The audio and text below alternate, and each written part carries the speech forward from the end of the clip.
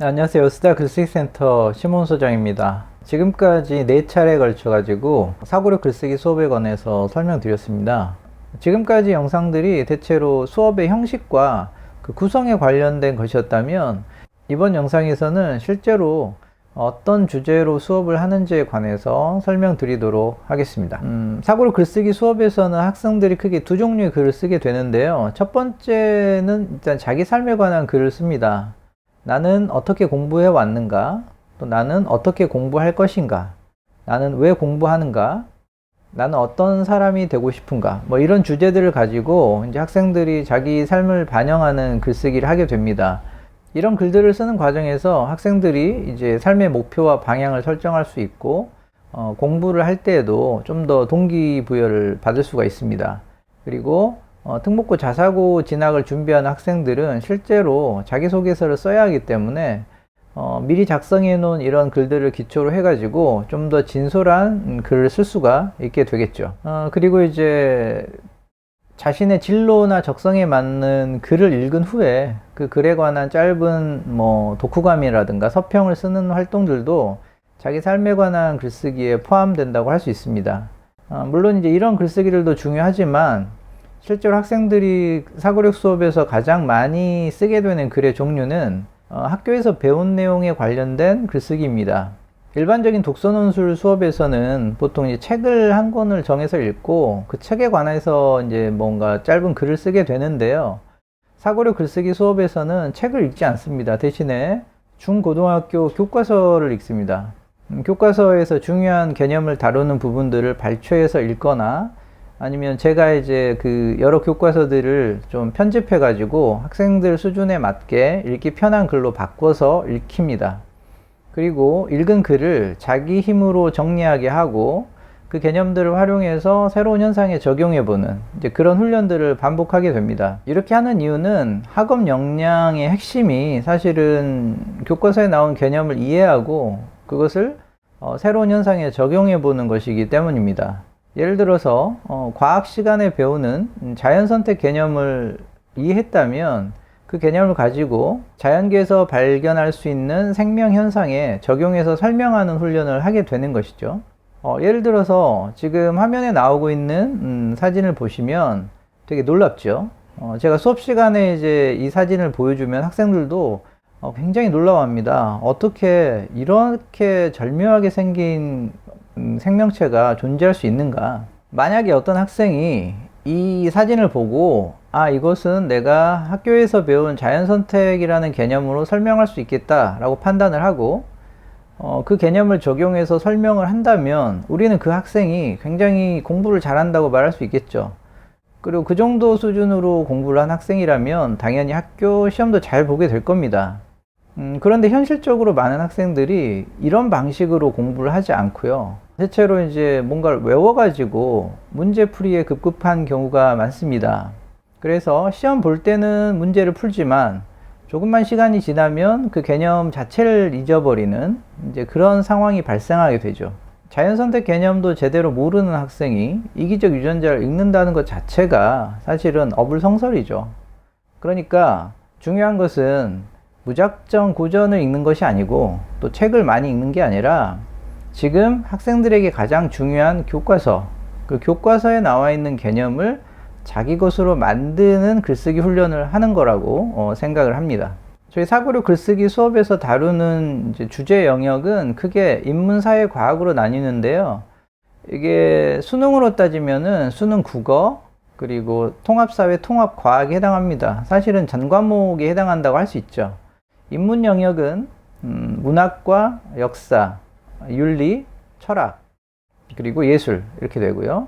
그 다음에 사회 영역은 법, 경제, 정치, 문화, 지리 이런 과목들이 포함됩니다. 과학에는 당연히 물리, 화학, 생물, 지구과학이 포함되겠죠. 이렇게 따지면 과목이 굉장히 많죠. 그래서 어떤 분들은 아니 그 많은 개념을 언제 다 하냐 이렇게 이제 말씀하시기도 하는데, 사실은 그 많은 개념들을 이 글쓰기 수업에서 다 하는 것은 불가능하고 그럴 필요도 없습니다. 중요한 것은 학생들에게 하나의 개념을 이해하고 그것을 어떻게 활용하는지, 그 활용을 했을 때 어떤 지적인 즐거움이 있는지를 경험하게 하는 것이 매우 중요합니다.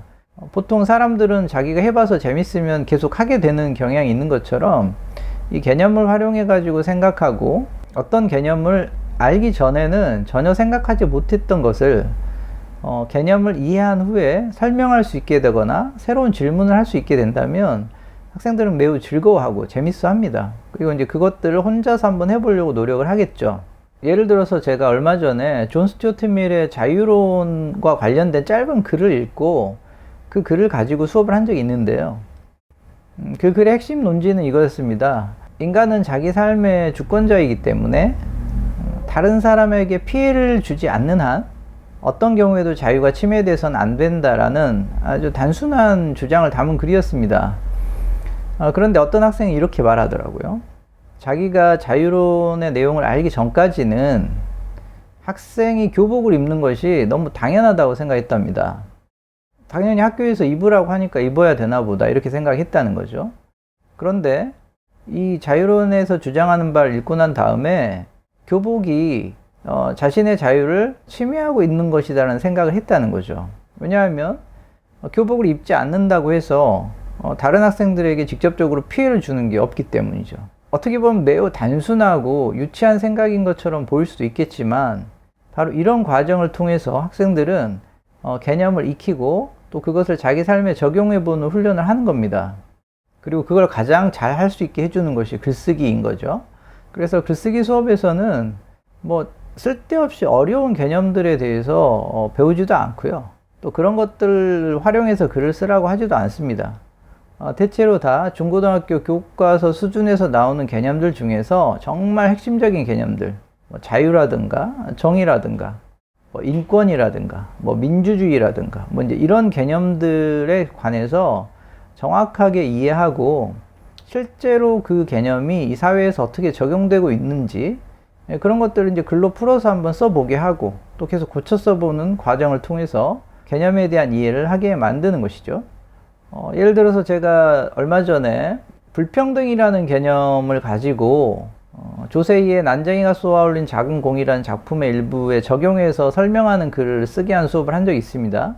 그런데 흥미로웠던 점이 뭐냐면 학생들이 사용하는 불평등이라는 개념의 뜻이 다 다른 겁니다. 그래서 똑같이 불평등이라는 단어를 사용했는데 글의 의미들이 조금씩 달랐다는 겁니다. 그래서 학생들도 서로가 쓴 글들을 보면서 야, 이게 이런 뜻으로 쓸 수도 있나 라는 생각을 하게 되고요.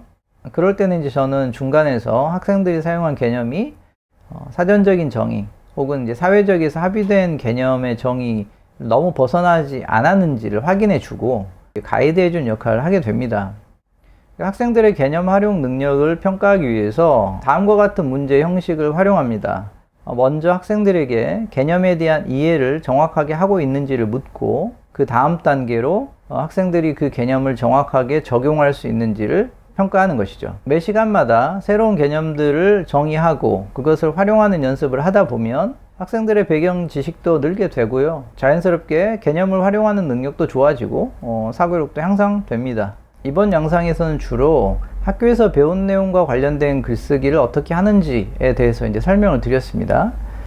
그리고 이제 다음 영상부터는 좀 더 학생들이 실제로 써내는 글들을 어떻게 지도하는지 몇 가지 사례들을 통해서 설명드리도록 하겠습니다. 자, 그럼 저는 또 다음 영상에서 뵙도록 하겠습니다. 감사합니다.